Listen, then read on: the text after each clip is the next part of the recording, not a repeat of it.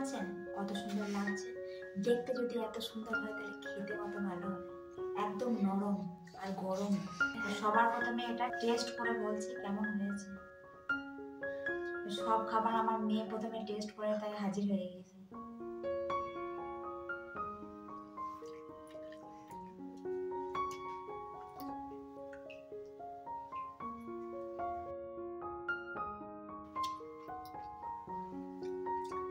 দারুণ দারুণ দারুণ হয়েছে।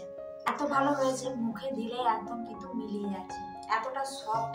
আমরা ছোটবেলা থেকে এই পিঠেটা ছাঁচের পিঠা বলেই জানি। আপনারা কমেন্ট করে জানাবেন আপনারা এই পিঠেটা কি নামে জানেন।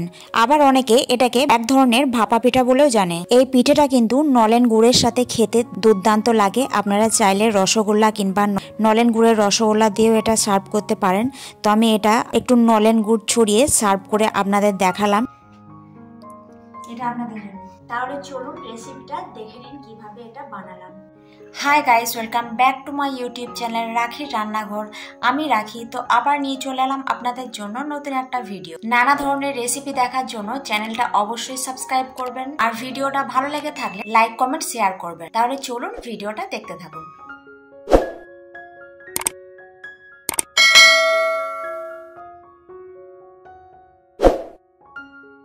তো হাই গাইস, পিঠা বানানোর জন্য এই যে নিয়ে নিচ্ছি একটা চালনি। প্রথমে চালনি দিয়ে আটাটাকে ভালো করে চেলে নিচ্ছি, চালের গুঁড়োর আটা। তো চালের গুঁড়ো আটা যতটা পরিমাণ লাগবে আমি ততটাই নিয়ে নিচ্ছি। এখানে এই বাটিটার 2 বাটি মতো নিয়ে নিচ্ছি, প্রায় 500 গ্রাম মতো হবে। ভালো করে এটা চালনি দিয়ে চেলে নিচ্ছি। যদি বা আটার মধ্যে কিছু থাকে তাহলে চালনিতে আটকে যাবে। ভালোভাবে চালনি দিয়ে চেলে নিলাম। প্রথমেই বলি এই পিঠাটা কিন্তু আমি তৈরি করছি না, আমার মা তৈরি করছে। আমার মা এই পিঠাটা খুবই ভালো তৈরি করতে পারে, এতটা নরম হয় আর এত খেতে ভালো হয়, খুবই সফট হয়।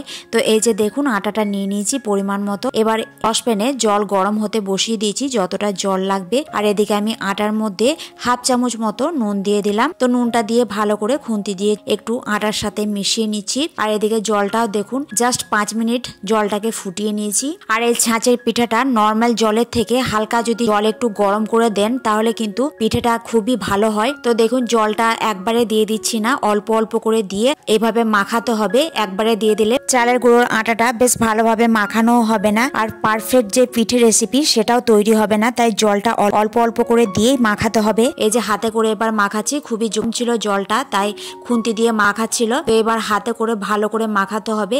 এমন ভাবে মাখাতে হবে যে খুব নরমও যেন না হয়, খুব শক্তও যেন না হয়, ঠিক এরকম টাইপের ডো হবে একটা। দেখতেই পাচ্ছেন কতটা মসৃণ লাগছে ডোটা। ছাঁচের পিঠা বা ভাপা পিঠা বানানোর জন্য এরকম ছিদ্রযুক্ত একটা থালা নিয়ে নিয়েছি। প্রথমে এটাকে একটু হালকা সাদা তেল নিয়ে চারিদিকটা ঘষে নিচ্ছি। আর কড়াইয়ে সামান্য একটু জল নিয়ে বসিয়ে দিলাম গরম হতে।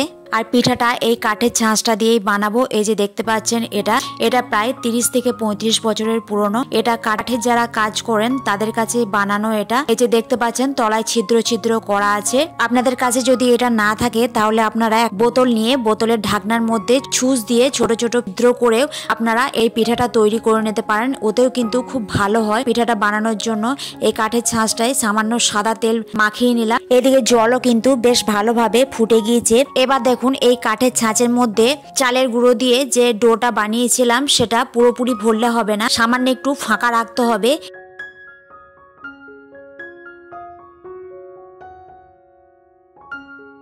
যে দেখুন হালকা এভাবে কিন্তু প্রেস করতে হবে, কত সুন্দর বেরিয়ে যাচ্ছে দেখুন। এই সময় গ্যাসের ফ্লেম কিন্তু একদম হাই রাখতে হবে। এবার একটা ঢাকনা চাপা দিয়ে দিচ্ছি। ঢাকনা দিয়ে মোটামুটি 5 মিনিট এটা রেখে দিলেই কিন্তু একদম তৈরি হয়ে যাবে পিঠাটা।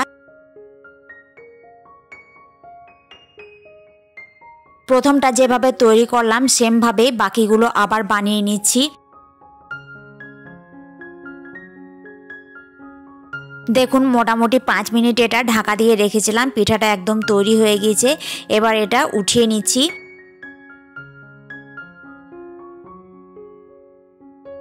সেম ভাবে আপনাদের আরো একটা বানিয়ে দেখাচ্ছি।